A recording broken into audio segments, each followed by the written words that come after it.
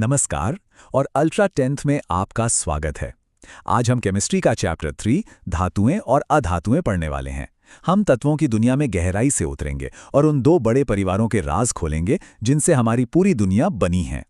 ये सिर्फ साइंस नहीं है, बल्कि ये दो अलग अलग पर्सनैलिटीज की कहानी है जिनसे हमारे चारों तरफ की हर चीज बनती है। तो ये रही हमारी पीरियोडिक टेबल, जो कि एलिमेंट्स की दुनिया का एक नक्शा है। और यहाँ एक बहुत दिलचस्प कहानी दिखती है। जरा देखिए, धातुएं कैसे छाई हुई हैं, लेफ्ट साइड से लेकर सेंटर तक फैली हुई।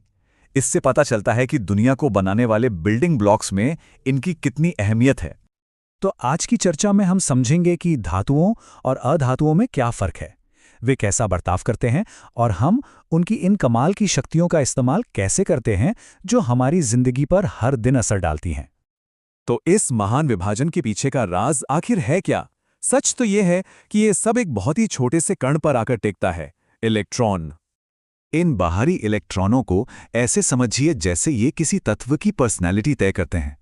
क्या वे बड़े दिल वाले हैं जो आसानी से अपने इलेक्ट्रॉन दे देते हैं, या फिर वे बड़े उत्सुक हैं जो हमेशा और इलेक्ट्रॉन लेने को तैयार रहते हैं?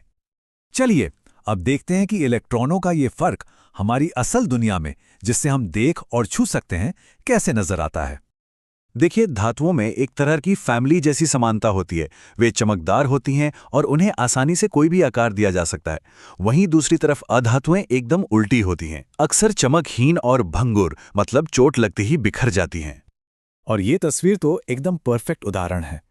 तन्यता यानी तारों में खींचे जाने की जो क्षमता है, उसी की वजह से कॉपर और एल्यूमिनियम हमारी आज की बिजली से चलने वाली जिंदगी के लिए इतने जरूरी हैं। लेकिन बात सिर्फ दिखने की नहीं है। धातुएं तो ऊर्जा की पावर हाउसेस होती हैं, गर्मी और बिजली को बड़ी आसानी से अपने अंदर से गुजरने देती हैं। आमतौर पर ये ठोस और भारी होती हैं, और जब आप इन पर चोट करते हैं तो एक बड़ी संतोषजनक गूंजने वाली आवाज आती है।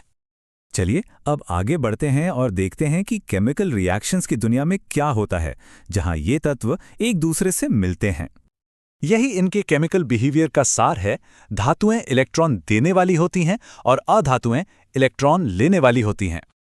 सोडियम और क्लोरीन का ये तालमेल देखिए। ये पूरी तरह से दिखाता है कि कैसे एक धातु और एक अधातु मिलकर एक आयनिक बॉन्ड बनाते हैं। सोडियम खुशी खुशी अपना इलेक्ट्रॉन दे देता है और क्लोरीन उसे उतनी ही खुशी से ले लेता है, जिससे एक बहुत ही मजबूत साझेदारी बनती है।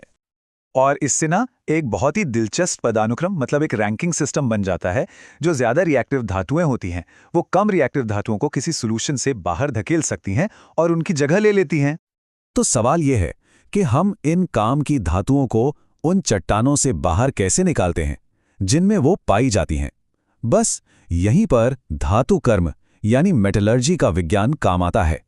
ये फ्लोचार्ट देखिए। ये अयस्क को पीसने से लेकर आखिरी शुद्ध उत्पाद बनाने तक की पूरी मेटलर्जी की यात्रा को बहुत अच्छे से दिखाता है। कुछ तरीके तो वाकई में बहुत नाटकीय होते हैं, जैसे कि थर्माइट रिएक्शन, जिसका इस्तेमाल रेलवे की पटरियों को वेल्ड करने के लिए किया जाता है। शुद्ध धातुएं तो बहुत अच्छी होती हैं, पर कहानी यही खत्म नहीं होती। हम अक्सर और भी बेहतर मटेरियल बनाने के लिए उन्हें आपस में मिलाते हैं।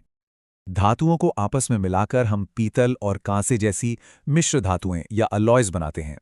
इनसे हमें बेहतर गुण मिलते हैं, जैसे ज्यादा मजबूती, टिकाऊपन और जंग लगने से बचाव। लेकिन यहाँ एक दिक्कत है। एक लगातार चलने वाली लड़ाई है संक्षारण, या जिसे हम आम भाषा में जंग लगना कहते हैं। कई धातुएं अपनी असली, ज्यादा स्थिर अवस्था में वापस जाना चाहती हैं। ये आसान सा एक्सपेरिमेंट जंग लगने के दो मुख्य कारणों को साफ साफ दिखाता है, हवा और पानी। अगर इनमें से किसी एक को भी हटा दिया जाए तो जंग लगने से रोका जा सकता है। तो इस जानकारी के साथ हम अपनी धातुओं को बचाने के लिए कई तरीके अपनाते हैं, जैसे कि पेंट का एक सिंपल कोट लगाना, या फिर गैल्वेनाइजेशन और एनोडाइजिंग जैसी थोड़ी एडवांस्ड तकनीकें इस्तेमाल करना। और ये हमें एक बहुत ही रोमांचक सवाल पर लाकर छोड़ता है।